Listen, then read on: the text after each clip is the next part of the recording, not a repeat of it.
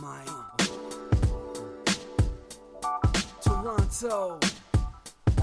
VK on the beat. Check.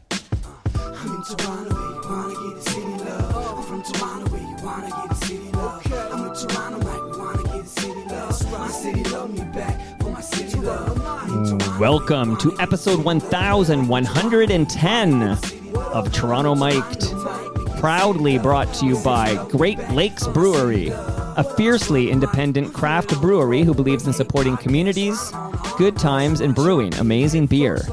Order online for free local home delivery in the GTA. StickerU.com. Create custom stickers, labels, tattoos, and decals for your home and your business. Palma Pasta. Enjoy the taste of fresh, homemade Italian pasta and entrees from Palma Pasta in Mississauga and Oakville. Electronic Products Recycling Association. Committing to our planet's future means properly recycling our electronics of the past. Ridley Funeral Home. Pillars of the community since 1921. And Canna Cabana. The lowest prices on cannabis guaranteed.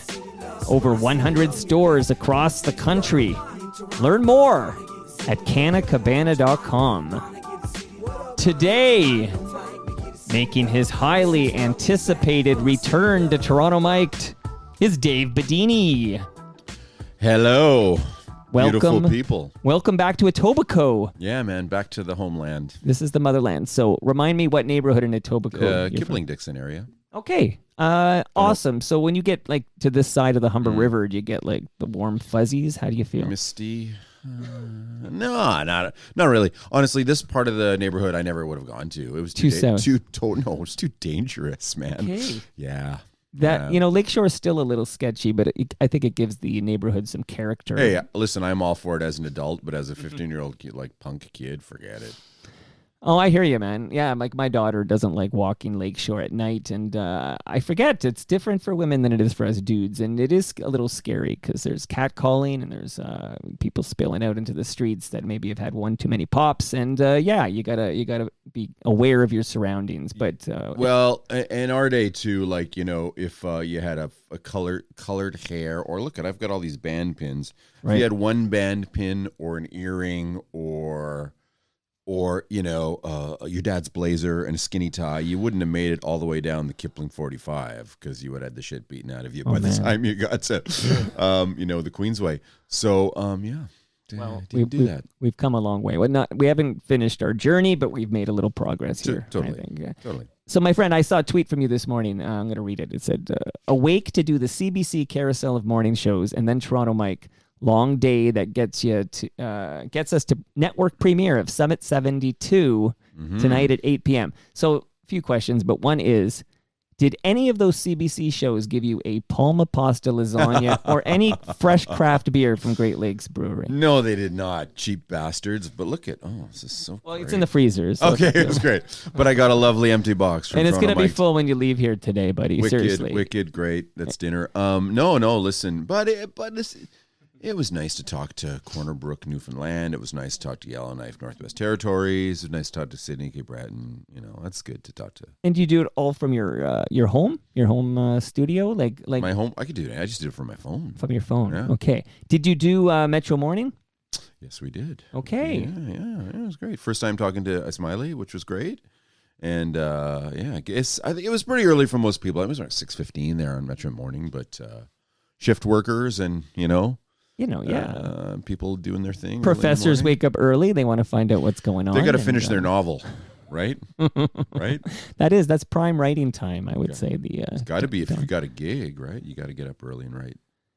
So I know you're used to all these hits being all about the Summit 72 doc, which premieres tonight on CBC, and I am a Gem guy, so I will be streaming this on CBC. Are you Gem. like executive Gem? Do you have that high-level Gem? No. Okay. I have the one that comes with like your passport or whatever. Like I'm Canadian, I have this Gem, but I do watch quite a bit on Gem. Like I'm a fan of Gem, and it's great. And I will tell you, we're going to dive in deeper like later because I have some other ground to cover. But I am personally excited about this documentary. Like I have nostalgia for this series, even though I was not alive when this series took place. Yeah. Well, that was part, for us, it can't be too nostalgic, right? It can't be too much of a time trip. This film has to live in 2022, right? And I felt that was kind of largely my role there, was to sort of make it relevant in a cinematic sense. I think, as a cinematic entity. If it's just a time trip, if it's just about nostalgia, then I think you're defeated before you start. Honestly, yeah. So yeah, I mean, specifically, what was your role with this doc? Like, are you the cameraman? What were you doing, Dave? Yeah, I was the best boy. I was the co-director and co-writer and music supervisor. Wow. Oh man. So did you pick the jams that you hear in this documentary? It's all the music that I program is all stuff that I love. Yeah.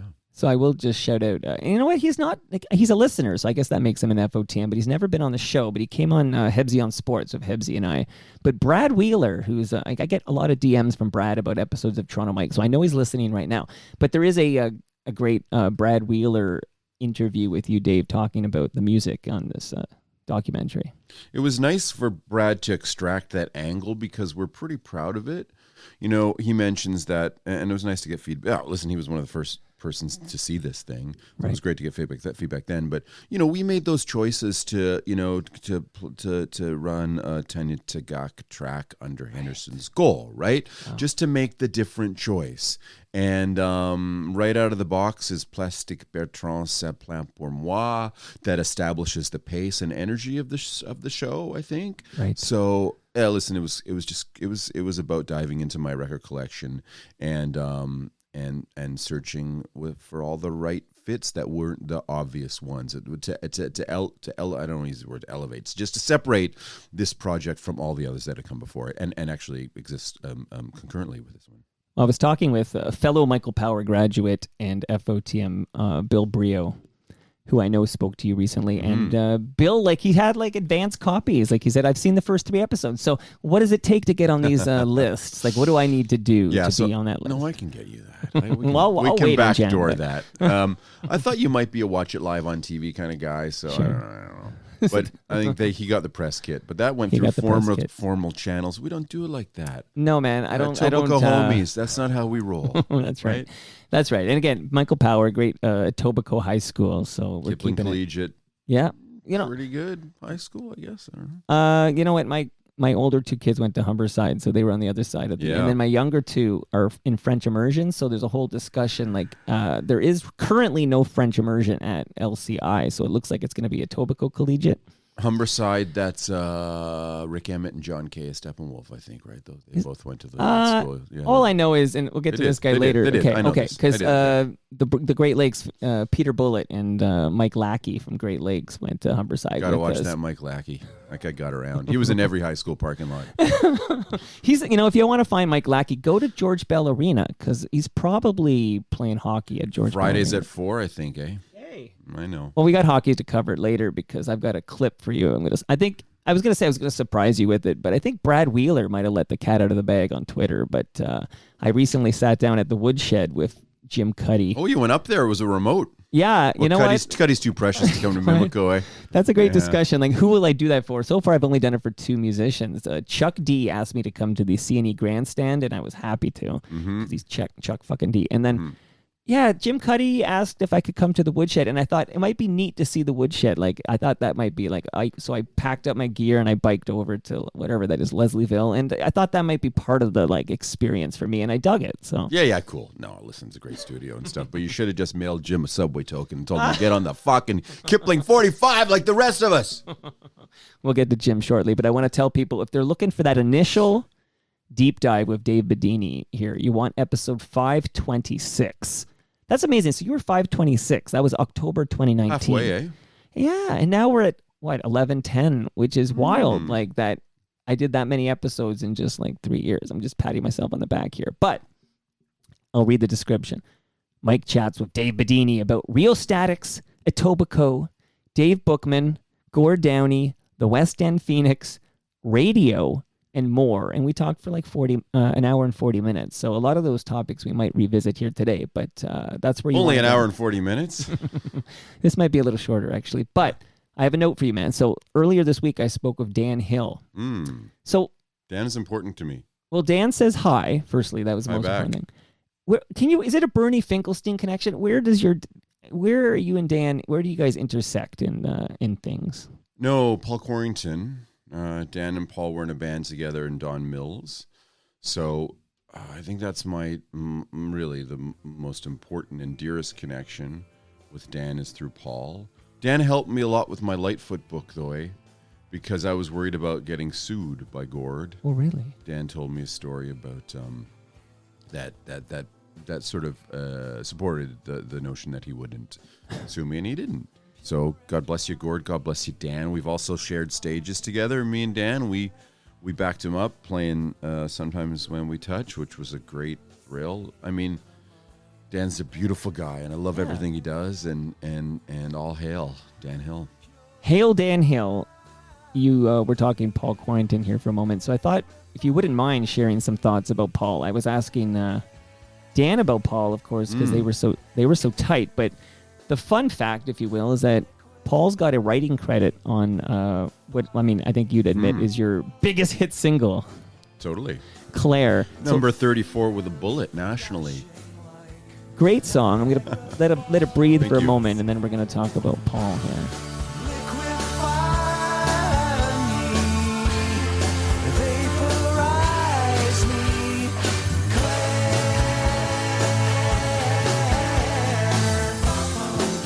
Man, it's great, and this is from the Whale Music soundtrack. It is, yeah. So, if you don't mind, a few words about Paul, who left us far too soon. Yeah, Whale Music, the movie.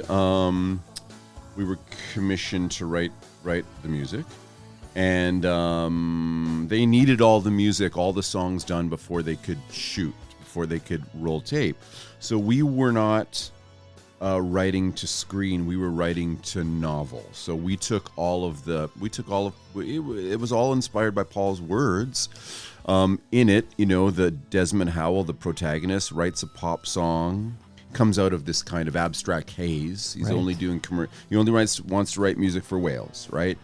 And suddenly he has this moment of light, and he writes this song called Claire. And Paul describes it a little bit in the book, and he has a couplet of lines, and we used that as the seed for this song. And we all went home. Actually, that was the assignment, to all go home and to write Claire, and then Tim wrote it first. And so this is the version of Claire that you hear. Wow. Yeah. And now you know the rest of the story. It was kind of like an assignment. We never would have written it, I don't think, purposefully. And it's ironic that it kind of became our most well-known song from that, because we weren't intending to do it. So, yeah, thanks to Paul for all that. And it was a thrill. 1994, that film opened the Toronto International Film Festival, and here we are, TIFF week. Yeah, at the Uptown Theater, and we had stood up in the audience. Robert Lantos recognized us, and we got to hear our music as part of that film, directed by Richard J. Lewis, in the most beautiful Dolby stereo. Loud, bright, beautiful. It was a great experience. I love that theater.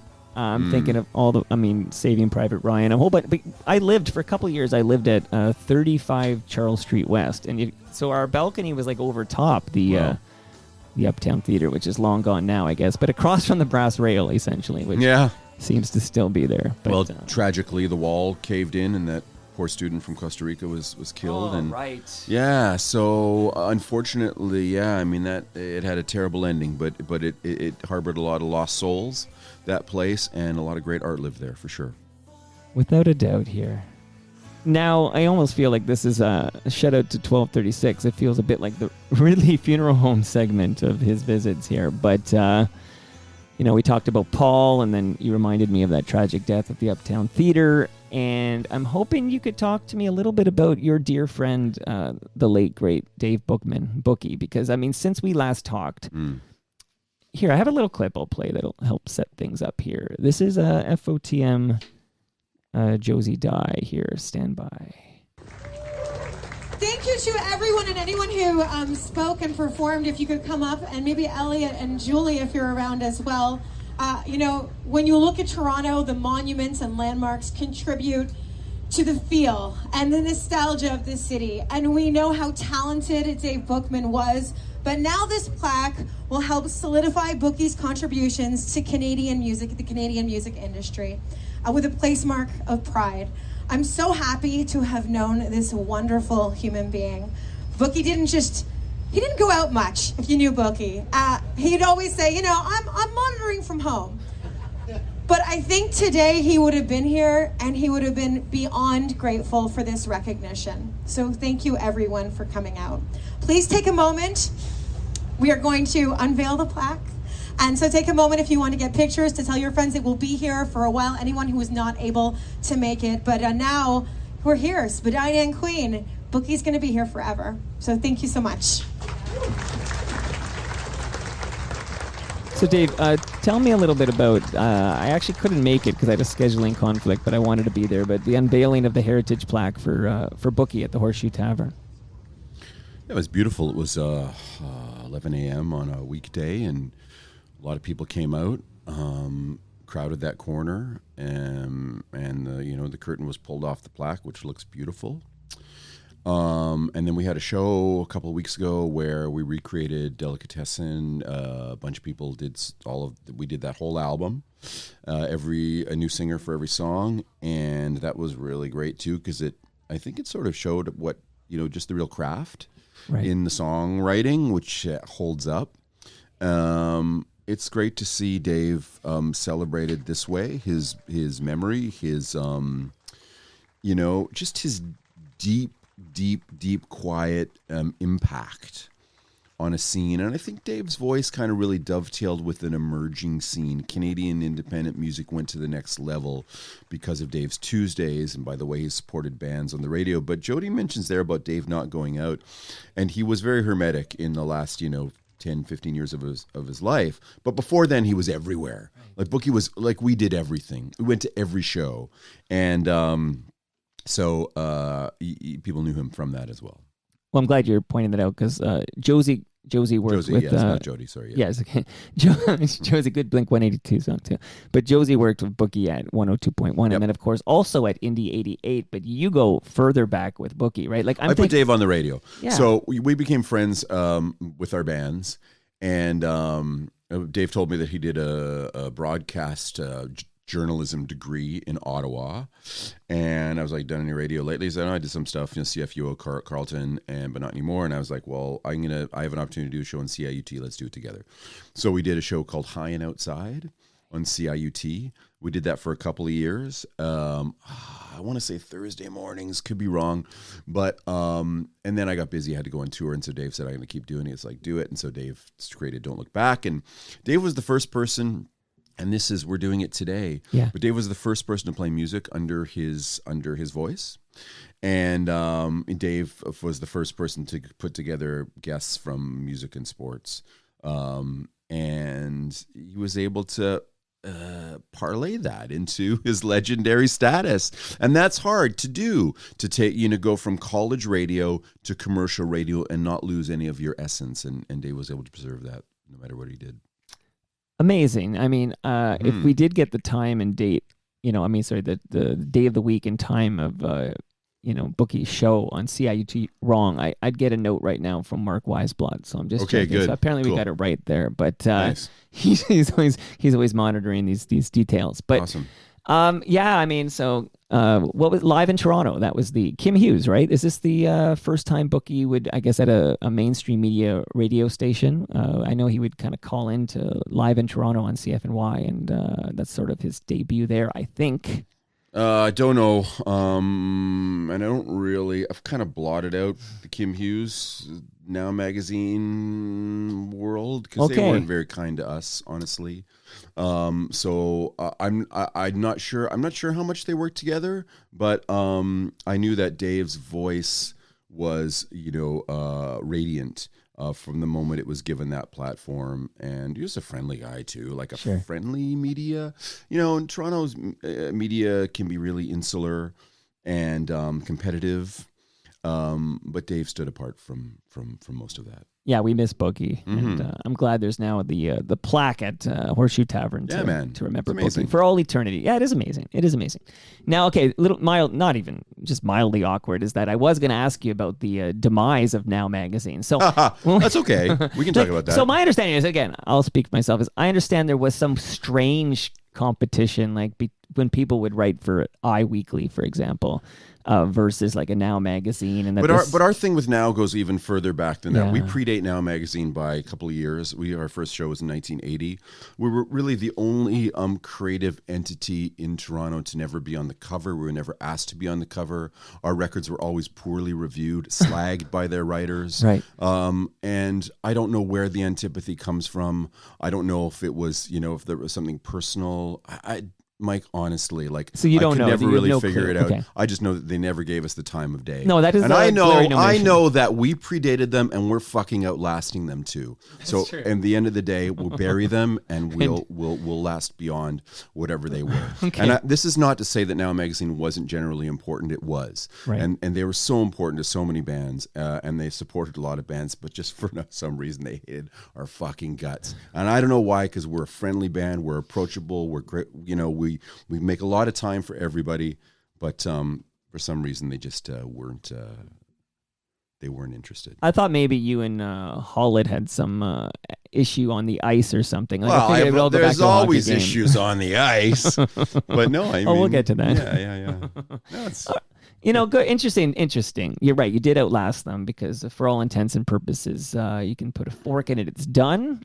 I mean, a lot of good people there were working for free for many, many weeks and are trying to, get that money back. It's sad how it all ended, but this will ducktail nicely into a chat about the West End Phoenix. But just before we get there, because you mentioned 1980, I'm really into recognizing, and I've done this many times, but it's a good another chance to do it. But recognizing those Toronto institutions that maybe don't get a lot of the big time press. Like Dan Hill gets a lot of big press because he wrote, and performed Sometimes When We Touch. But I want to talk for a moment about the Garys, because I'm pretty sure your first gig was at the Edge, right? So I sent a demo tape in 1980 to Gary Top to just I think I probably just sent it to the Edge, and waited to see what was going to happen. And this is, oh boy, where are we? We're 2020, 1980. How many years is that? That's 40 years. 42 years. Okay, 42 years ago. Right. 42 years ago this month, yeah. I went to see The Great Rock and Roll Swindle and Union City at the New Yorker Theater, okay? Right. And I was sitting in the lobby of the New Yorker Theater, the cinema, having a Coke, and how old was I? I was 17, and Gary Top walked through the door, and he came up to me, and he sat across from me, and he asked me if I was Dave Bidini, and I said yes, and I said, how do you know who I am, and how do you know I'm here? And he said, I just talked to your mom. So he'd called my mom at home after getting our demo tape to tell me right. that he liked the tape and he wanted to book us at the Edge, which was our dream. And he told me that in person in the New Yorker Theater 42 years ago this month. And that was our first show. February 1980, we ended up getting booked. And it was a dream come true. And they were great to us right through the early years. And really all across, throughout, over 4 decades, what they did, and how they shaped modern music in North America, it can't be overstated. No, well said. Cheers to the Garys, and cheers to Now Magazine. How's that? But I do want to shout out Jim Shedden, who invited me recently to his Art Gallery of Ontario.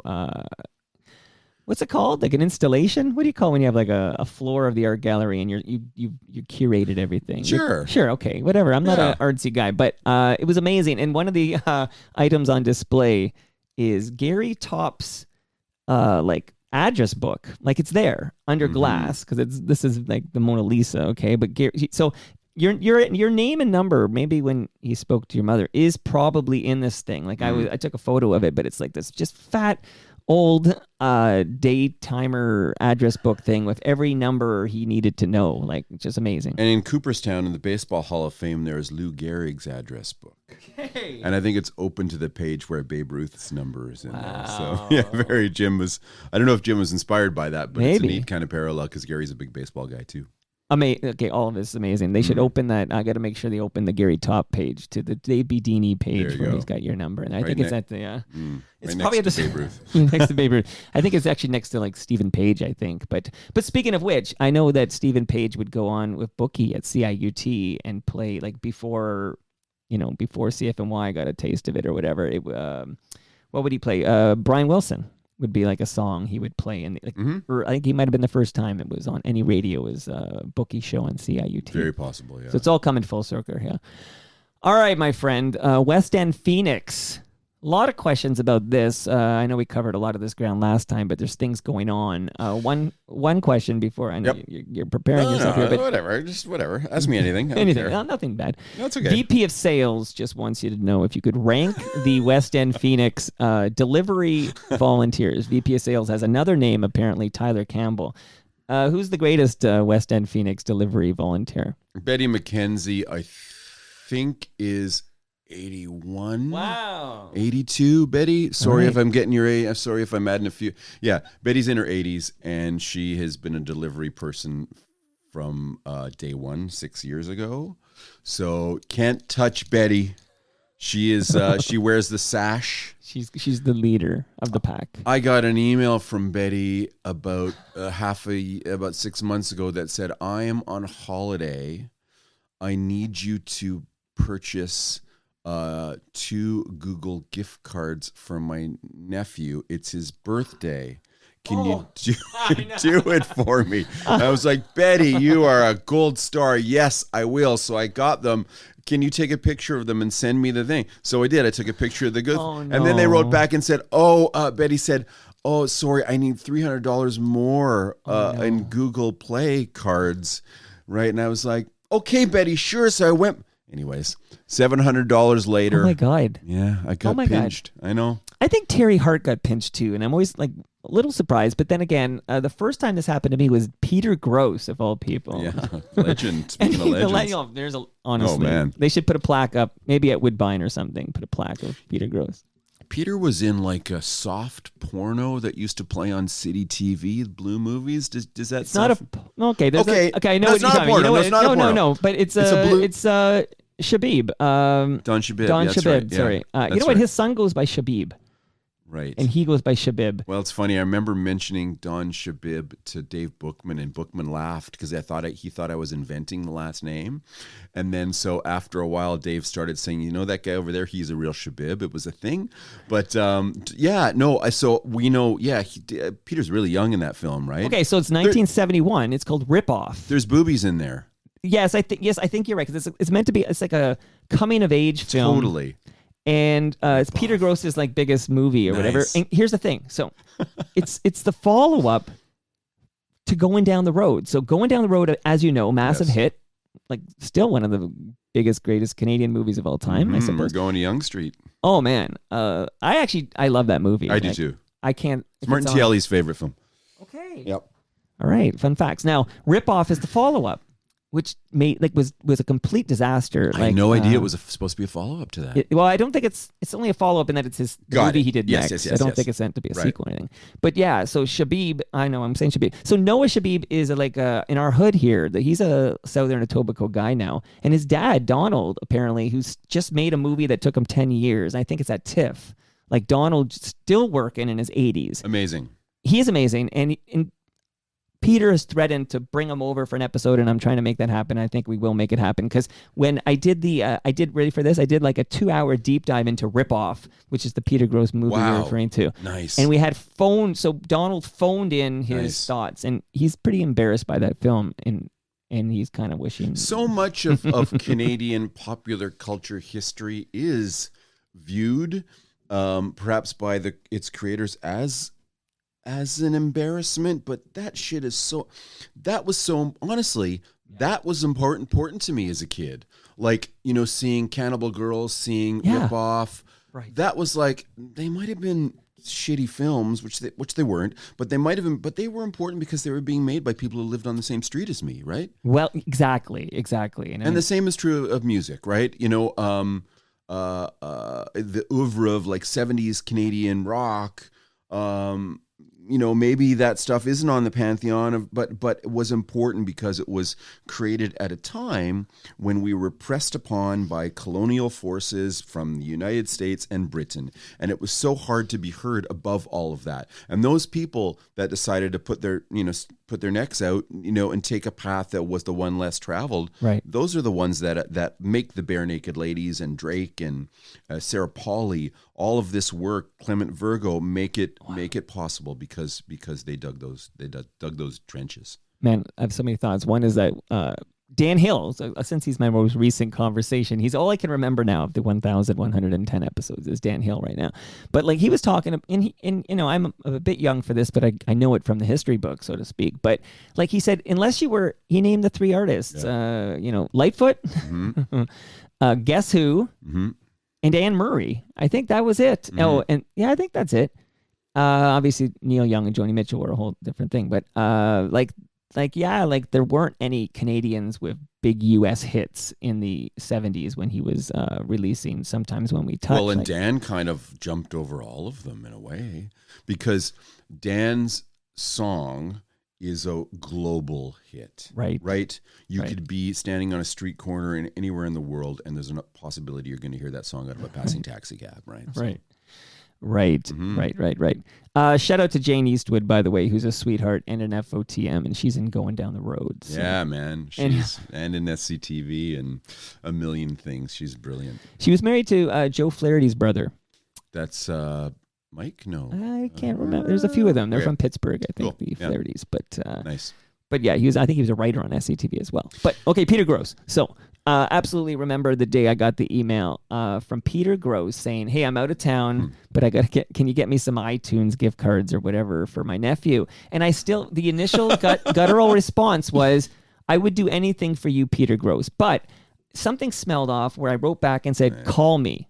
That's why I said, "Call me." Right. And then he wrote back and said, "I can't call, but I need you to do me this favor." Okay. And it was only the fact that, because Peter fucking calls me all the time, like the fact that he wouldn't call me that's the only thing that stopped me. So I can totally see how you fell for it with this lovely woman who delivers your paper, and Terry Hart fell for it for like $700. So people do fall for this scam, but it's, you know, get that voice to voice. Well, I think it's also like that flurry, the avalanche of emails, and you get one asking you to do a favor for a nice person. It's like, okay, I'm going to carve out the time for that. Man. Yeah. You know, and I noticed that, it's not a young person you're doing the favor for either. Like, so you feel like it's almost like you want to help them cross the street. I have a really good relationship with our pharmacist too. And when I went and got the first gift cards, I explained to her everything that I was doing, and she was like, "Oh, that's really nice of you." But then when I walked back in the store 20 minutes later, they were like, "Okay, you need more." Okay, and you could see. Anyways, they went back and told them the story. But you live and learn, right? You live and learn. Totally. Yeah. So so shout out to all the Peter Grosses getting their emails hacked so that we get these emails, and we try to be nice guys, and next thing you know, we're out $500, $700. Peter Gross is really just a Russian bot. You know. So Tyler, curly lid. You know, and he's amazing. Every year on his birthday, he gets up early and rollerblades to visit his mother, because his mother lives like East End, but in a condo, and Peter does that from like Etobicoke. He lives or maybe he's in Mississauga. I can't figure it out. Okay, so how can Torontonians help fuel independent journalism? Well, they can subscribe to the paper, because frankly, we need more subscribers to remain healthy and to survive and to get through our year 6. So there are a lot of people that are sitting on the fence, and I'll tell you, most of our recent subscribers tell us that they've been meaning to do it for years, but they haven't yet. So if you're on the fence and are able to, spend $75 a year to support local journalism and print journalism and independent community media in a time of Russian bots and fake news and disinformation, and it's coming Canada, like it's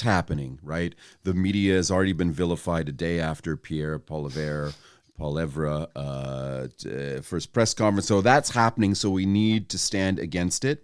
And one way you can do that is support us. Go to westendphoenix.com, hit subscribe. But also, if you want that and you want to have an amazing time seeing some of the greatest artists who in our community, in our world, come to our show Saturday. Like, it's going to be it's going to be an amazing show. And I want people, we have a few tickets left, but we want you to come to the show, and you get to support the paper and you get to see, 2 hours of incredible music. Okay, to timestamp this, because you never know when someone's going to cue this up. I hear from people right. who are like, It's Saturday. I'm 18. No, yeah, I know. I'm 18 months behind. Right. And they're going through it. They want to go chronologically. Saturday, September 17th, folks, 1655, the Planet Storage Courtyard, 1655 DuPont, and starts at doors at 6:30, show at 7:30. We go to 11 p.m. We have Damian Abraham of Fucked Up, Tyler Stewart, Bare Naked Ladies, Charlotte Kornfeld, Tom Wilson, Lucas Silvera, Shakura Saida, and countless Regina Gently. It's going to be amazing. The basis for the set list is a Saturday Night Fever soundtrack, but also tons of just cool stuff, dance music, disco favorites from the era, 2 hours of live music, outdoors in an incredible venue that has never had a concert before, and it's right in our West End neighborhood, and it's brilliant. Wow. And come on out. It's going to be great. I'm not just saying this because it's our event, but I think it's really, really, really, really, really going to be fun, and people are going to have FOMO if they don't come, especially if they live in the West End. So again, Saturday, September 17, 2022. Is that the year? That's the year we're in. All right. And 7:30 to 11 p.m. It's the Planet Storage Courtyard, as Dave said, 1655 DuPont Street in Toronto. You know it. This is the West End Phoenix Fall fundraiser and concert. It is. I went through the lineup, and it's a great lineup. And I just want to shout out the FOTMs I saw. Besides yourself, Dave Bidini, I saw, and you mentioned a couple of them, but I saw Ron Sexsmith. Yeah, Ronnie. Yeah, Ron's going to be there. What a sweetheart that man is. Look, they're all sweethearts. Why else would they be doing the Saturday Night Forever? Well, that's a good point, too, and they're donating their time to support what we do, which is beautiful. Although I had Tom Wilson said he was going to play my event because I had a TMLXX event at Great Lakes Brewery, and then he stopped replying to the emails, so I had to take him out of the lineup. That's really atypical of Tom. He's usually pretty I know. Good. And he, he's a big fan. I think he loves the show because he's addicted to the Palma pasta. But, okay, so Tom Wilson's on the lineup, and Tyler Stewart, man, what a great FOTM he is. So you got some good FOTMs on that bill, and future FOTMs as well. There you go. That's awesome. Midtown Gord wanted me to tell you that he says, Gord from Oakwood says hi. Nice. And Gord's great. He's a legend. He is a legend. He is. He is a legend. Oh, man. You want to ask him questions about like Lee Aaron or whatever? He knows his shit, man, that guy. It's true. He says, thanks for the feature in West End Phoenix on Rock and Roll Heaven. Mm-hmm. So he loved that feature. We went to Gord. We went to the source to get some thoughts on Rock and Roll Heaven. He was there. Photos. He really was. He's amazing. He looks like he just walked out of Rock and Roll Heaven still. No, I know. Yeah, it's great. I think he's lining up at the rock pile right now in beautiful Etobicoke here. I kind of thought, I actually brought Gord his first paper once he subscribed, and I thought his house would be an homage to Rock and Roll Heaven, but it's actually very stylish, modern. Okay, you know what he told me? Just yesterday, because it came out in the Dan Hill. It's all about Dan Hill, I'm sorry you hear that. But Dan Hill has lived in this, he's living in the same house he lived in 1965. Okay, this is the house so I guess he inherited it from his parents or something. So, and then Midtown Gord wrote me to say he also lives in the same house he lived in since 1965, which is the year of his birth. Wicked. So that's he's living where he's always lived. Nice. Imagine that. There's been a redo. There's been a redo on that house. Well, no. We live in my grandma's house, though. Is that right? Yeah, it's true. Yeah. But do you live in Etobicoke, or have you? No, I'm in the city. We're in the West End. West End. Yeah, Okay. Toronto. Well, that's good because West End City. West End Phoenix. Okay. No. It'd be terrible if I published the West End Phoenix and lived in like Milton or something. Oh, I enjoyed your Mimico issue. Thank you. I really enjoyed that. Okay. Thank you. Not a Sheep Nope says, Dave, who is the beer sponsor for Saturday Night Forever? I don't know. I can't remember. It's slipping my mind. No, Great Lakes Brewery, Great Lakes Beer has supported West End Phoenix from the very, very, very, very, very, very, very beginning. And they advertise every issue. And yeah, they're making a special West End Phoenix beer, folks, for Saturday too. I don't get that honor. I'm jealous. Well, you know what? You just play your cards right. You keep your nose clean. Anything's possible. Yeah. Is it going to be an IPA? Like, what are you getting? That's a good there? question. No, I think our caller, or whatever, knows exactly. I can't remember what Not it a was. sheep nope. It's going to be delicious, though. And we'll have lots of it. And yeah, they're the beer sponsor. It is delicious. I did, sometimes when I'm doing a really long bike ride on my way it's amazing. home, I Yeah. pop into the Etobicoke location because they have a brew pub now in Jarvis Yeah. and Haven't Queens Quay. been, but it's great news. Yeah, Well, they totally. they kicked that up a notch for the condo dwellers, so it's a little bit of a Right, different vibe, but right, it's right. still the same delicious beer. But love those guys. So you are going, not that you probably have a lot of Great Lakes at home, but you're leaving here with some fresh craft beer from Great Lakes. I will take the fresh craft beer. It's always delicious. In fact, yeah. I think last time we had a rehearsal for an event, those guys helped us with some beer too, so the Wow. musicians could have a good time. Yeah, it was good. Well, at my event, which was 2 Thursdays ago, Yes. Great Lakes bought everybody their first beer, Nice. and that was awesome, and it was delicious. Yeah, it's cool. And I think it's kind of vanguard of Etobicoke community, as you are and as they are. It's neat to sort of see. Listen, Upper Canada Brewery used to support bands in the 90s in Toronto through the same means, and now this is happening in Etobicoke.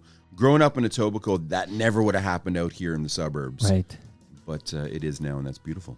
It is beautiful. It's a beautiful thing. I also want to thank StickerU.com for being a longtime sponsor. They're in Liberty Village, but anywhere you have an internet connection, you go to StickerU.com, get those West End Phoenix stickers made up. Canna Cabana. Over 100 locations across the country, and they will not be undersold. Are you breaking the law with weed cannabis. advertising here? Because come on, I was told this couldn't be done, but you proved it could be done. Come at me, bro. I don't know what to say, except that they will not be undersold on cannabis or cannabis accessories. And we can talk after the show about that. That's an interesting point It's you're great. making Listen, there. it's great. Come on, we're a civilized nation here. Let's go.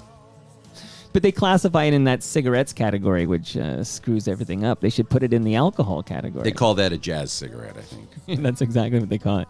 That's exactly what they call it.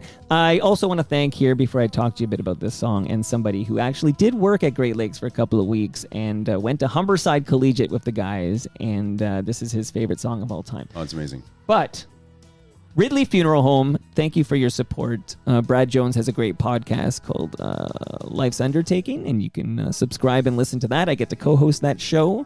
I mentioned Canna Cabana won't be undersold on cannabis or cannabis accessories. And Electronic Products Recycling Association are going to set up shop at TMLX 11 at Palma's Kitchen. And you can bring your old tech, like your old smartphones and your old tech that's like collecting dust because you don't know what to do with it. And they will recycle it properly and safely for our dear That's all your Mother sponsor Earth. worlds coming together right there. Yeah. Very nice. Oh, and I got a little, before I forget, Ridley Funeral Home wants you to have this measuring tape, Dave. That's a Etobicoke institution. Okay, Ridley lovely. Funeral Home. Thank you. I could use a measuring tape. You never know. Yep. Put in your wallet back. Well, we'll separate the bollards at the event. I'll use this measuring tape, right? You'd be shocked how many times, Dave, you need a measuring sure, tape. I'm You never sure. know. This song, what's this song called, buddy? Dope fiends and booze hounds, buddy. Awesome. So when Jeff Merrick visited, it was amazing because I think we went at the time. I was, 90 minutes seemed like a long time, and I always felt bad with these superstars making them sit here for longer than that. But he was like just warmed up at the 90-minute mark, and then he's like I want to hear some Rheostatics. I want to hear some Rheostatics, and he wanted to hear Dope Fiends and Booze Hounds. He said it's his favorite song of all time. So I thought I'd shout out Jeff Merrick because not only did Jeff Merrick, of course, bury Harold Ballard, but he did spend 2 weeks, I think it was 2 weeks, working at Great Lakes Brewery with his buddies Mike Lackey and Peter Bullitt. I didn't even know that connection that those guys knew each other. But those are a Humberside, bunch of buddy, beauties. Yeah, there you go. The Humberside connection. We can't compete with that. So. Amazing. Here's an interesting note from Eric. I'm wondering if you'll address. During the Freedom Convoy, this is Eric talking. During the Freedom Convoy protests, Mr. Bidini tweeted that it might be time to change Canada's flag. And this will nicely segue into the 72 Summit series at some point. But he says, suggesting that the protests had sullied it. As we all know, hockey, especially international competitions, can inspire a lot of nationalism. Given his political views and the current social climate, was it challenging for Dave to put this series together as it is rich with symbolism that has become polarizing in recent years? Maybe first, before we get into that whole 72 Summit series, your exact, I think I looked it up. You said, we need a new flag or no flag, but this flag is over. Do you want to walk that back a bit? Or Nah, I don't. I think really what I'm suggesting is that we should never be beyond the possibility of change, I think. I just think it's important for a country to be fluid. It's important for a country to grow from generation to generation. And I think we just have to listen to people for whom the flag represents something that is not in line with where we are in 2022. And I think it's okay. Well, listen, we've already changed flags, folks. Like, we got a new flag in 1967, so why can't we get a new flag in 2023? Like, I don't think it should be traditionalism for the sake of traditionalism is never a good idea. I think I just think we have to look at it from a lot of different perspectives, and again, we have to default to change as opposed to the lack thereof, because that's how we grow. Well, you know, Dave, I appreciate your perspectives and your insight. I think you're a very eloquent speaker, and if you're secure in your nationalism, a flag doesn't define you, right? It doesn't, right? That's merely a symbol. You can always swap out symbols, right? You know, the Raptors define Sporting Canada, the Blue Jays define Sporting Canada, the Leafs and the Habs and Team Canada define. It's never just one thing, and it doesn't have to be one thing. Well said, except I get the way I approach it is, and I do know in that climate, I remember the convoy guys with the Canadian flag, and yeah, there was a period of time where I too felt like when I saw a car with a Canada flag on it, instead of previously when I'd see it, it would make me feel good.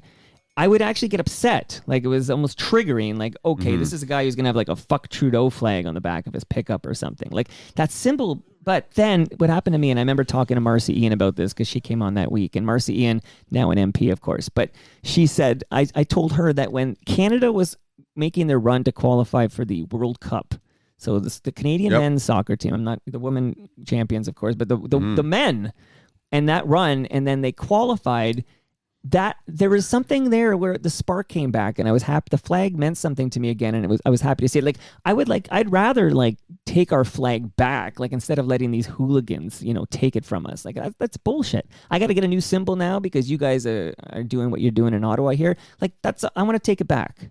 That's how I feel. Let's take it back. Okay, well, take it back, buddy. Taking it back. I'm taking it back. Dr. Kevin Finn says that you, Dave Bidini, are a Canadian literary treasure and apparently an excellent musician as well. LOL. So that's very nice. Thank jack you. of all trades here. Yeah, thanks, Kevin. It's nice Dr. to hear. Kevin. Dr. Kevin. Well, yeah. he would know. He would know. Glenn with 2 N's says, Mike, can you ask Dave if there's a Rheostatics box set in our future? Yeah, I think that's a 6 Shooter Records question, because they do all that sort of stuff for us. But it's a great idea. I mean, so we have 3 shows at the Horseshoe in November, and I think we're just aspiring to get our vinyl in order for that. I don't think it'll be a box set, but hopefully we'll have a bunch of vinyl on hand for people to enjoy. Amazing. Yeah. Okay. Brian says, which of his Rheostatics songs is he most proud of? And then I'll give you the rest of the Brian, but we'll stop right there. I don't know, probably just the last one that I wrote, I think, Here Come the Wolves was our last record. I really am proud of that song. That's a big 7.5 minute, 3-part epic. And right. Yeah, I think that one came across pretty well. What did Now Magazine say about that? See? Not even around to sink their daggers into our supple flesh. More Brian here. He says, and similarly, what's his favorite song penned by Tim and by Martin?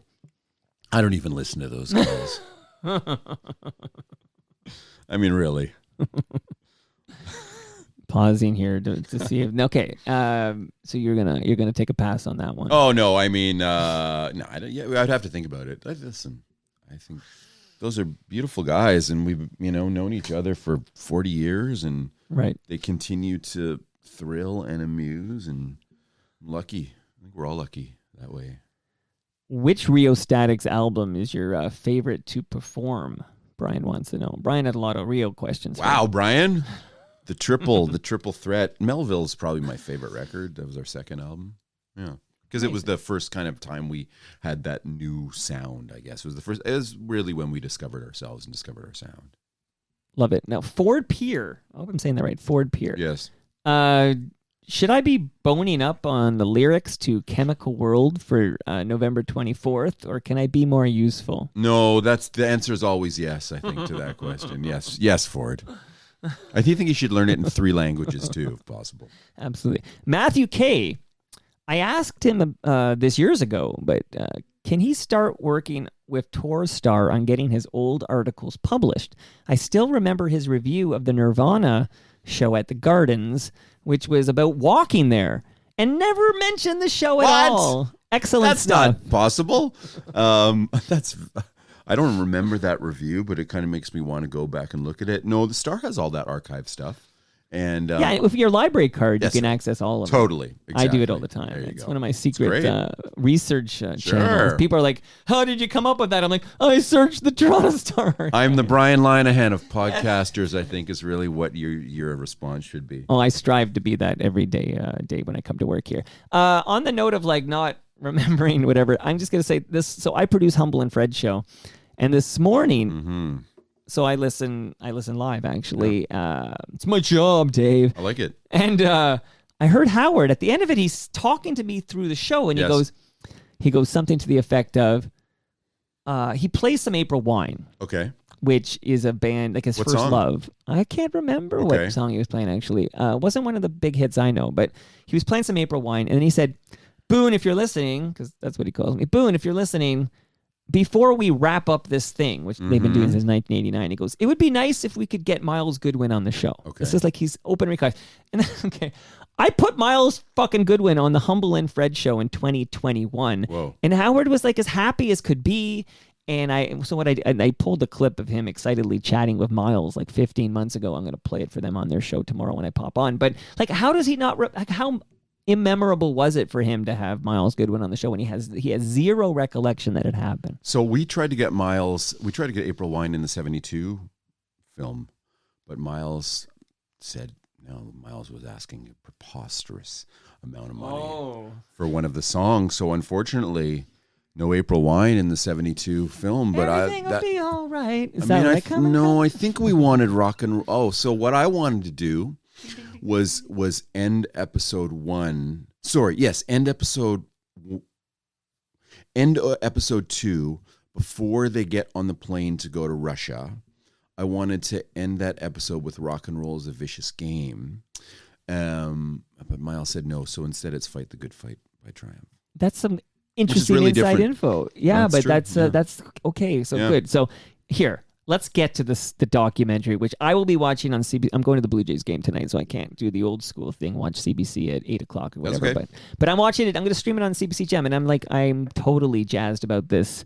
I'll have my jazz cigarette as I enjoy the show. Yes. Yes, guy. Couple of notes. Hey, Jim Taddy, I co-host the show with Mark Hebscher. That's the Sports Line Connection. I you know what? I made a buddy love connection with Mark and my friend Paul Duder. Paul came to one of our events. He is a supporter of the West End Phoenix and has written for us occasionally. He said, you know who I want to meet? It's Mark Hebscher. Hey. It was like 4 years ago. It was an event in the Junction at Type Books, and I introduced them. And look, they're at the Blue Jay game together. Okay, they're buddies. That's amazing. So I feel like I'm responsible for that kind of fairy dust. Does Hebsy still deliver the West End Phoenix? Because he did at some point, right? Hebsy kind of bailed on his delivery route, I gotta say. Okay, I'll talk to him. I'm talking to him Friday morning. I thought that guy was loyal. Taddy has never delivered the West End Phoenix. No guy. No. Taddy also will not come on Toronto Mike because he says he never wants to look backwards. He only wants to look forward. And I'm like, I can't have you on if we can't talk some sports line, because that's sort of what I do. People when we did, Bookman and I did High and Outside, people kind of compared us to a low rent sports line or low rent Taddy and Hebscher because we were an Italian and a Jew together talking about sports. It worked beautifully. Anyways, but we could never do what those guys did. We had to go alone. but I will just let the listenership know I've tried my best to reunite them on Toronto Mike. Oh, that would be so one great. party is not particularly interested. So okay, Okay. moving on now. Dave Schultz. The hammer. Dave Schultz. Oh, by the way, so tomorrow Gare Joyce drops by, and he's got a new audio series on Amazon, an Audible series, which is actually narrated, or I guess what's the word? I guess the voice of this series is Dave Schultz. So tomorrow I'll play a little bit of that when Gare Joyce drops by. Ask Gare about Bobby Bond when you see him. Okay. All right.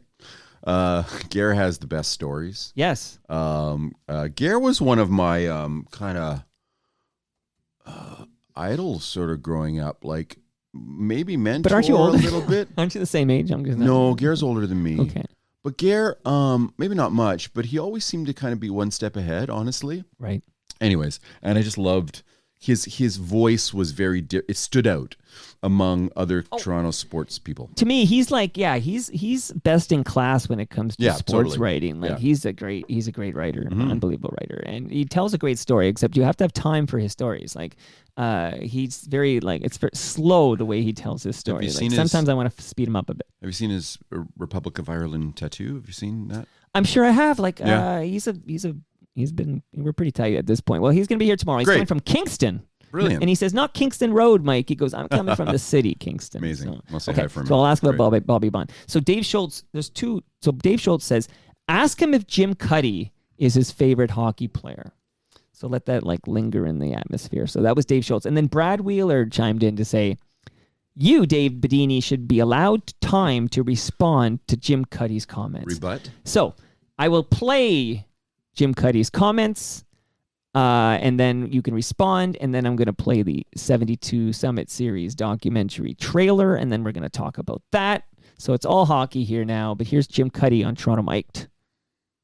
So now Bidini. Yeah. So Bidini is a provocateur, and we played in a downtown Toronto men's hockey league together. We used to have a guy on our team who was very easily provoked and would usually lose his stuff.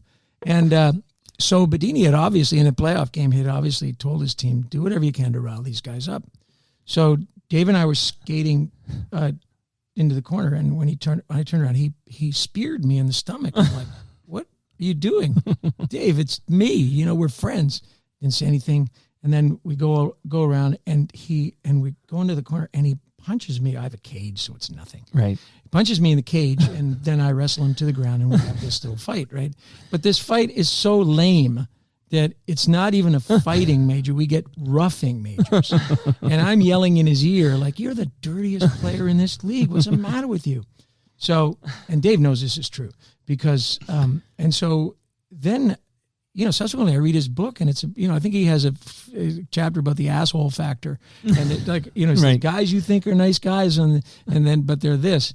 And I have a very funny picture of I have the galley of it because he quotes Try, and I have to give my okay to it. And my dad, this is the last year of his life, and he's reading this, and he's got these big glasses on. He's got the galleys in front of him. He's looking at me like, what? And I said, it's just crap. It's just not true at all. So, obviously I lived with this for a number of years, and then I run into Dave at the Maple Leaf Gardens at the time, I guess. Or maybe it was the ACC. Anyway, he goes, oh man, thanks a lot. That's the best thing that ever happened in my literary career. I said, okay, well, fine. You can have it. And so that was then. Okay. Respond, please, Mr. Bidini. Jim gives me way too much credit, first of all, when he says I instructed the guys to get under one of their players' skins. I wish I was so tactful. Well, it really does take two to dance, and by a traditionally dirty hockey player, it's true. But Jim and I were both going at it. He jumped me. That's what he does. Funny how it's awesome how our memories are kind of corrupt. But I remember He jumped me. My wife was there. Janet can corroborate this story. He jumped me from behind. So we were not squaring off by any stretch of the imagination. But and listen, at the end of the day, I got to tip my hat to him for allowing me to use that lyric. And the story is, so I told people that we were playing the Blackstokes Jim's team in the final or in a playoff game, and the drummer for the local Rabbit said, "You should, if you want to get him going, you should go up to him and say, 'You want a piece of me, Jim? All you got to do is try.'" And I did it, and he fucking lost his shit because I was parroting his delightful lyric back to him in those circumstances. It's amazing though, and Jim will concur, like how fucking important those games were to us, and how they were utterly. We were a bunch of idiots, man. We were young and we loved the game, and it was all we lived for. And I think that just shows something about how, how important, the game is important to us. And that moment that we spend together competing and with our own teams is important to us too. So, but, and I did put it in Tropic of Hockey, and it was people read it and loved it. And I think what he's not saying there is that it's a funny passage too, and people delight in it too, as well. So, but it's also great. Listen, after many years, we can be friends again, which is beautiful. I'm almost all but certain there was some hockey incident with Michael Hollett, I feel. And with us? You were like, with you, and you were blacklisted. It's like, no, this fucker, we're never going to put him on the cover of Them Now magazine. No, and I don't even know if that even fell to to Michael's feet, honestly, because there was the whole music department there too. But I have friends who wrote for that paper too. I just don't know what it was. It was just really weird. I will find out. That's what I do. Okay. I'm the Brian Linehan of this country. Okay. Yes. Now it's the time. Now is the time. Let's warm up with a minute trailer here. It was our system against their system, I would say. It was capitalism against communism. You had Team NHL, players from Boston, Montreal, Detroit, Philadelphia. And you had the Soviet team. These guys lived and breathed hockey. They played well. You're gonna ask it. They aren't good enough to beat the Soviets. Have any second thoughts? Nope, play again tomorrow. When you get beat, you get pissed off. Passing back, it's just the goal! Another one! The score! And this crowd is going wild. Hard-fought tussle here. Both teams have given everything, and one of the best games I think I've ever seen. He has no respect for Green. Right by the score! An absolute ball clean over. That was the greatest thing ever happened to the game. It changed hockey for the better. It brought the whole world into the NHL.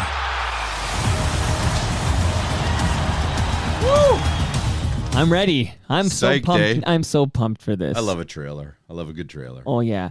Now the visuals are great too. Now, let's start with I know it's the 50th anniversary, so I'm answering my own question here. But how did this come to be, and how did you get yourself involved in this Summit 72 documentary? We'd series? actually been Nick DePonce and I, who's the showrunner and one of the directors and producers, who shot my first hockey movie, Hockey Nomad, and has since gone on to make brilliant films with his wife Jennifer Bechwal, Anthropocene, Act of God, and countless great documentaries. Into the Weeds is their latest. It's really good. We talked about this project for many years. In fact, 5 years ago, we talked about looking at the 50th anniversary and preparing something, but we all got busy. And then Nick got a call from Kenny Dryden to sort of say, I had to ask Nick if he would make the kind of official documentary with the players' participation. Nick came to me and we were like, let's do it. And also, but I think one of the important aspects in terms of the film and the content was somebody kicked over a box in the basement of the Hockey Hall of Fame, and out fell a reel of 16 millimeter color film that was shot in 1972. And once we looked into those boxes, we found 60 reels of unseen 16 millimeter. You're like Peter Jackson when you find this out. The right? get back of hockey, baby. Yeah, that's my elevator pitch, and it's amazing. So we had all this incredible footage, expertly shot. Now it's all been restored to 5K. Yeah, and it looks fantastic. And that's the visual spine of the series, is that content. Now, it's the only, you just referenced this, but it's the only documentary series sanctioned and supported by the 1972 Team Canada players. Which kind of, unfortunately, the way that's phrased, it makes it seem like it's kind of a state sanctioned. Oh yeah, like they have some kind of editorial, but they have privilege none. or something. They have right? none. Like, Well, it just meant that we had access to them as Right. interview subjects. You know. and then it goes on to say Summit 72 will have unrestricted access to the Yeah. official game tapes and a trove of archival footage. A trove, 100 hours. A Like it's treasure trove. crazy. So it's cool. Like there's great shots of those guys in Montreal in 72. Like you see Montreal and you see Canada and that you see Yonge Street, but you also see Moscow in 72, right? So it's the players arriving at the rink, it's them eating, it's them at the hotel, it's fans as well. They shot all the Canadian fans that went there, 3,000 of them, and they went to Moscow in 72. And so it's not just, we don't just follow the puck in the doc. Right. We paint an image of the times, which I think makes it pretty compelling. And will I see footage of 1972 Sam the Record Man? Yeah, man. So can I tell you, Jason Snyder? You ever had Jason on the show? No, but he was in Blue Peter. Well, Jason, yeah, and he's also now Ensign Broderick. He makes records under the name Ensign Broderick. Okay. And his records are fucking brilliant. Everybody I should get him on the check him show. out right now. I want him on the show. So Jason, we Rheostatics during I can't remember the name of the album. Maybe it was Night of the Shooting Stars. We did an in-store at Sam's when they had the stage set up there. Right. And Jason behind us hung a Soviet hockey banner of like a snowman with a goalie stick. And after I said, "What's the deal with this hockey banner?" And he said, "When I was a kid, the Russian team marched down from Maple Leaf Gardens and we closed the store and they shopped for records.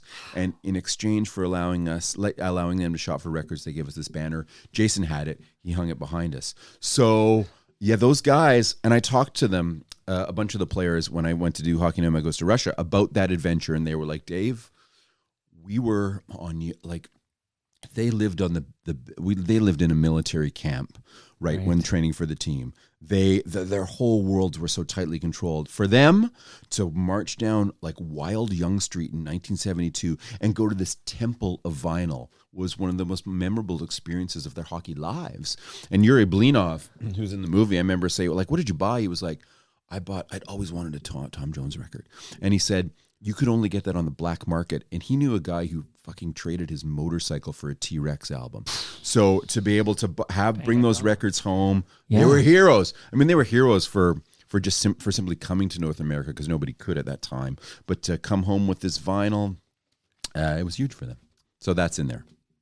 No, amazing. And that goes back to going down the road in a way. We're tying it all together. Well, yeah, no, you know what? That's what we do on this show. It all. That's it. It's a small world after all. But quick little PR piece is that so there's never before seen 16 millimeter archival footage, which you mentioned, restored and stunning. Now you said 5K. I don't know. Is 4K?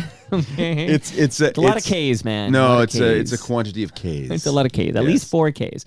Exclusive interview of the key players.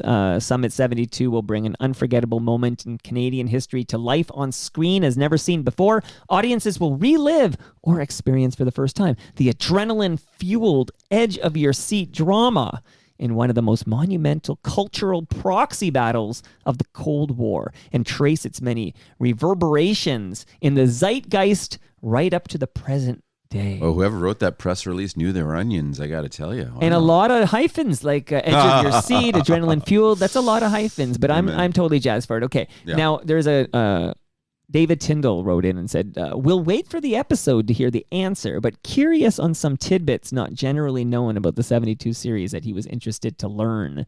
Can you tease us with one or two things? Like, because some of us are old enough that we watch. I remember the one I had recorded the VHS. I used to watch a lot. Was called Summit on Ice. It was called. Sure. I'm gonna say late 80s. Yep. Like, I feel.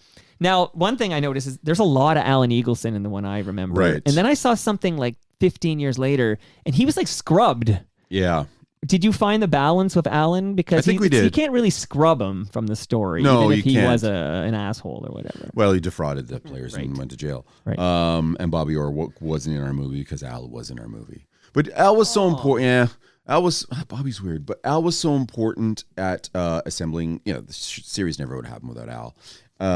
And yeah, we worried a little bit about that because we just simply couldn't find the time to tell Al's story either in the documentary. Right. We would have sacrificed narrative, right? So, but he's in there. He's not in there a ton, but he's in there enough. the part where you need him, I think, is that the red light doesn't come on. Oh man. And he goes on the ice. Oh yeah. And in the summit. Well, no, he doesn't go on the ice. He's rescued. He's rescued. Okay, because he's taken across the ice. He's taken across the ice, right? But there's a moment where he pulls up his pants. Yes, that's right. Okay? That's good. And he's pulling up his pants, Cinching, and I heard him, yeah. right, and I heard him say, his dear mother was watching at home in Canada, knew he was okay when he was pulling up his pants. That's right. Right. But that's right before the double finger, right? Yes. You know what?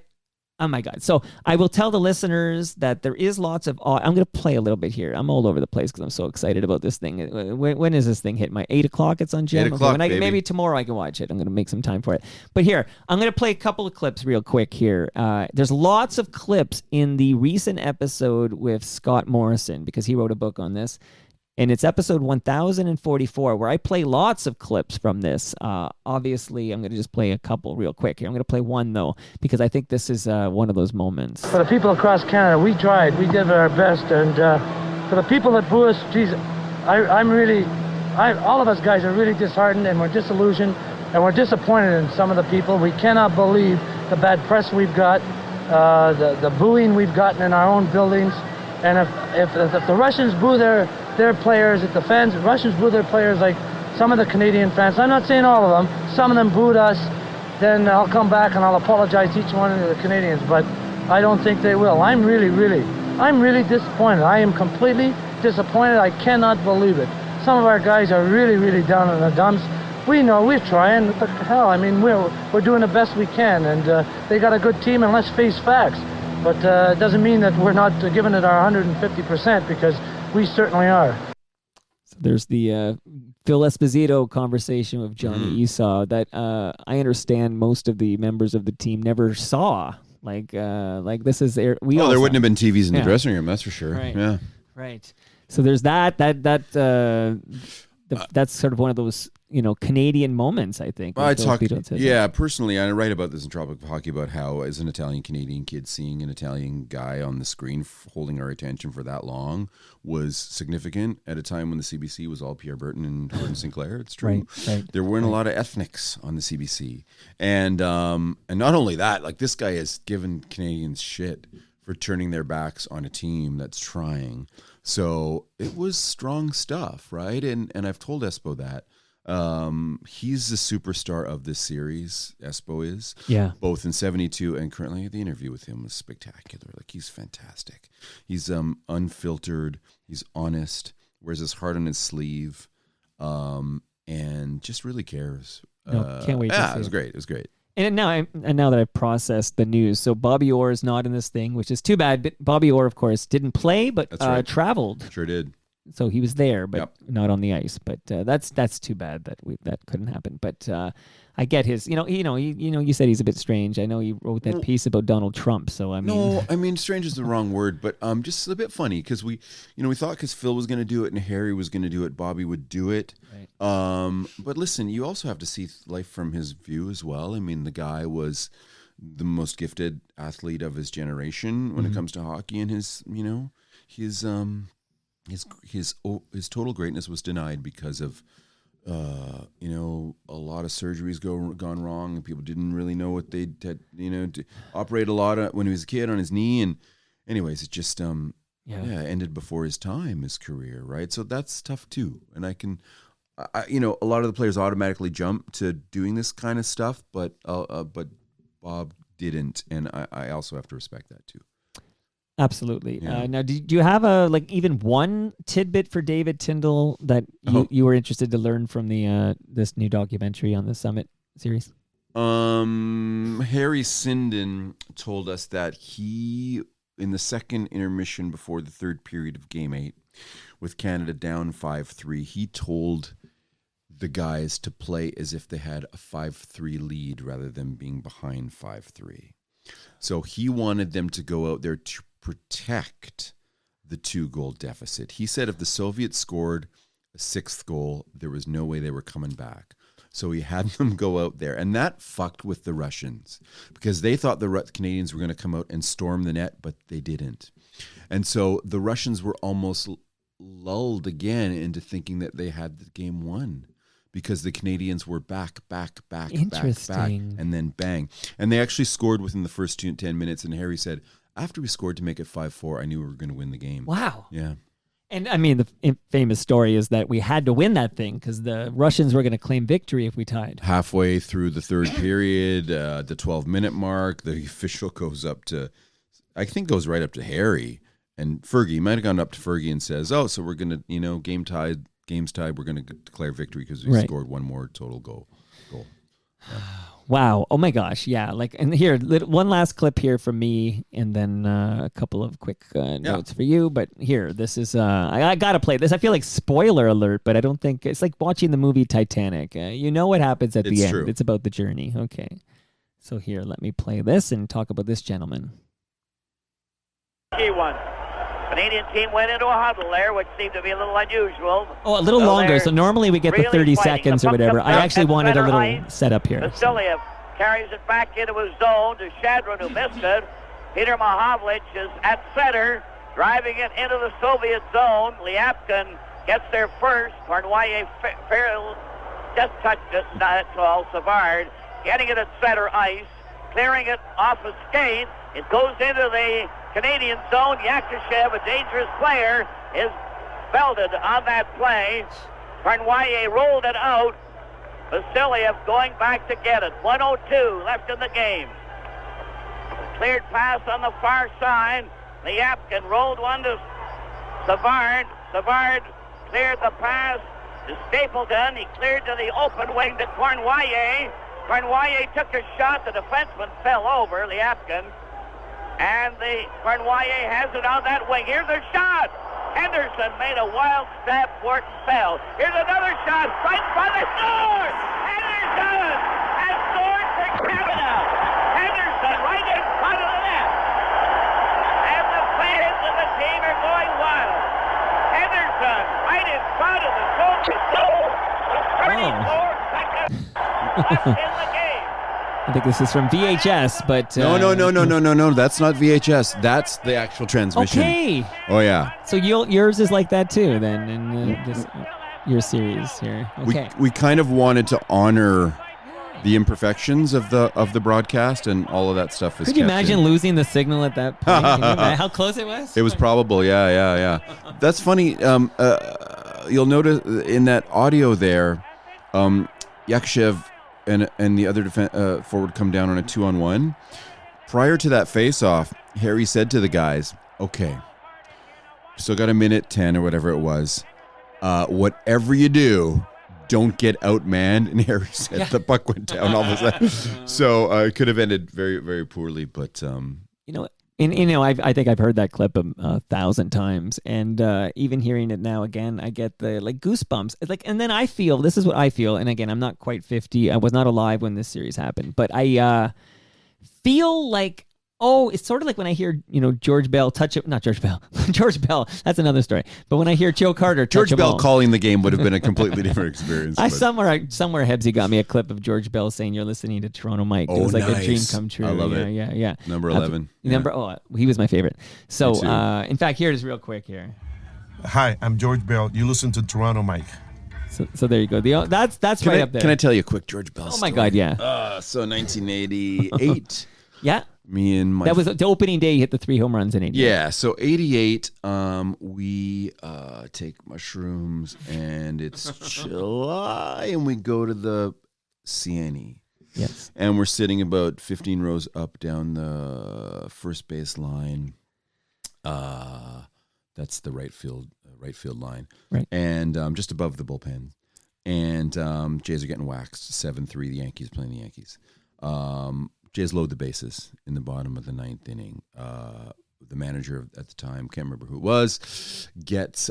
Jimmy Williams. No, for the Yankees. Oh, for the maybe Yankees. Maybe it says, let's say it was Lou Piniella for lack of... Sure. He gets Dave Bidini up to warm up because they're going to bring him in the game. So me and my friends go... Back then in the Exhibition Stadium, you could just walk right down to the bullpen and just scream at the reliever, the opposing pitcher warming up, because security was like a 14-year-old in a windbreaker, right? Right. So we go down there and we're giving it to Rigetti right in his ear, and he's warming up, and you hear the pop of the ball and the glove and stuff, and there's Rigetti.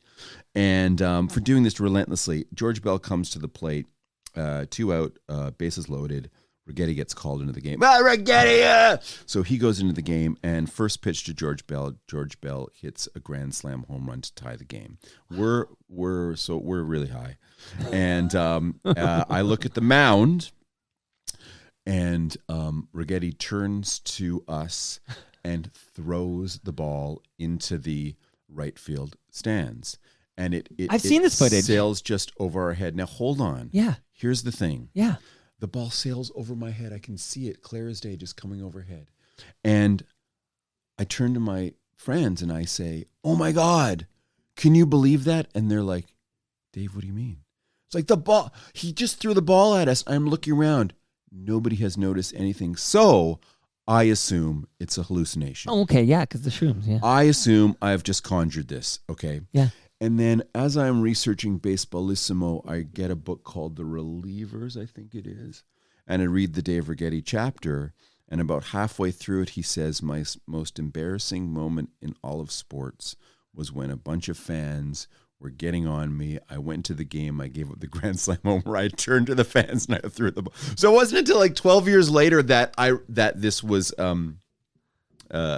proven to me that Rags actually did that, vengefully threw the ball at us because of what we'd said to him. Bidini, that's amazing. Like that's a mind blow, and then you got like a corroboration, like I know. in book, and it's hit the ball. His long career, that was the moment, and you were the instigator. That's amazing. And Bell and George brings it back to George too, Yeah. like those long fucking swings and clubbing the ball. Yeah. In that park. And then of course we remember 87 with his back to the camera, standing at the steps of the dugout after Sparky Anderson said, I will not let him beat me, and got inside his head and he climbs the fence to try to take away the Larry Herndon home run, and he can't, obviously. Down the stretch in 87, I think he was 1 for 19 or something. Yeah, and that was an MVP season. Yeah, it was. That's right. I'll never forget the shout out to Garth Orge. Okay, so here's where we're at. We're done. It was amazing, but there was a note from Todd who says he's in Ohio and his VPN is set up so he can watch tonight's premiere, and he wants to say, and I'd like to echo these sentiments, thanks for all you did to make this happen. I can't wait. Thanks. Well, I was just, it's largely about Nick and the CBC as well. Like, they committed shit ton of money to making this happen, to acquiring all the access. There was so much archive that we had to clear, a lot of stuff that we had to pay for to get, and they stepped up and stood behind it. So thanks to them. And this might mean we're 50 years in and not all these guys are with us anymore, but on that note, this might be like the last time we can get their stories. Oh, here. Totally it is. Yeah, for sure. And it's kind of amazing we still have Paul Henderson, considering how ill he's been through the years. But Paul seems to be doing all right. He's fantastic. Oh, and it's great for these guys to take a little bit of a victory lap. And I hope they all watch it tonight. We'll see. No feedback. Like, I don't think they've seen any of it. So it's going to be the first time for them to check it out. Yeah. All right, so only Bill's seen it. Bill Brio. Just kidding. Exactly. So, Exactly. Any thoughts? Because tomorrow I mentioned Gare Joyce comes over, but he's an afternoon. This is a double header, okay? Like Ernie Banks said, he said it's a great... Let's play two. Let's play two. Okay, so that tomorrow morning, sitting... I don't know how I'm going to fit them all, actually. I have to find a way to get 3 people at this table. But Ron Hawkins, Stephen Stanley, and Chris Brown all at once. Any thoughts on It's a lot of ego in one room, buddy. I don't know. Anything at all, just since they're here tomorrow morning, any thoughts at all about any of those gentlemen? So a couple from Lowest to the Low and a guy from the Bourbon Tabernacle Choir. I mean, the thing is, having been a performer or whatever in this city for so long, I kind of know all the stories, and I just got to figure out. So you should ask Chris about the first time he was on Wolf Island. You should also ask Steve and Ron about the first time the Rheostatics and Lowest the Low played together, because that was pretty interesting too. Consider it done. Okay. I'm typing it out right now. Cool. And speaking of Lowest of the Low, as I play them now with Rosie and Gray here, I do want to shout out Terry Fox, because the Terry Fox run is this Sunday, and I'm running it at High Park. And if anyone listening wants to pledge my Terry Fox run, torontomike.com. I have a link at the top. I think it says Terry.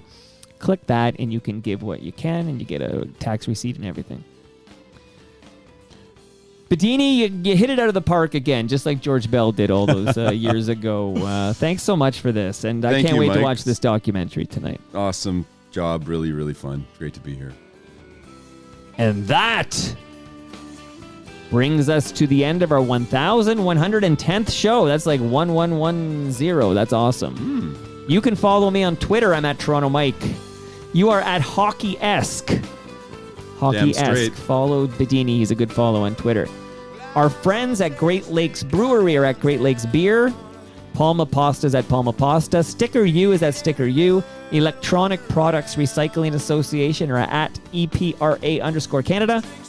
Ridley Funeral Home are at Ridley FH. And Canna Cabana are at Canna Cabana_. See y'all tomorrow when I've got, again, Ron Hawkins, Stephen Stanley, and Chris Brown together. And then in the afternoon, Gare Joyce returns.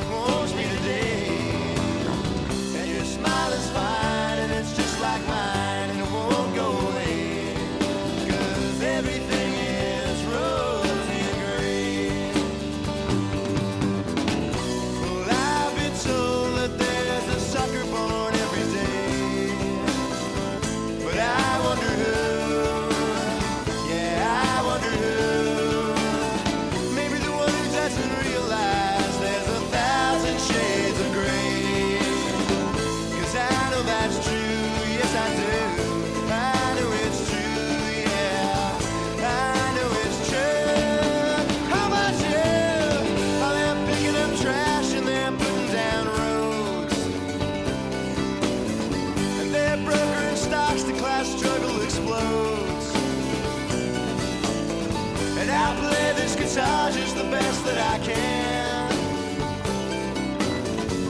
Well, maybe I'm not, and maybe I am. Who gives a damn? Because everything is coming up rosy and green. Yeah, the wind is cold, but the smell of snow warms me today. And your smile is fine, and it's just like mine, and it won't go away. 'Cause everything rosy and gray. Well, I've kissed you in France and I've kissed you in Spain, and I've kissed you in places I better not name. And I've seen the sun go down on Shakra.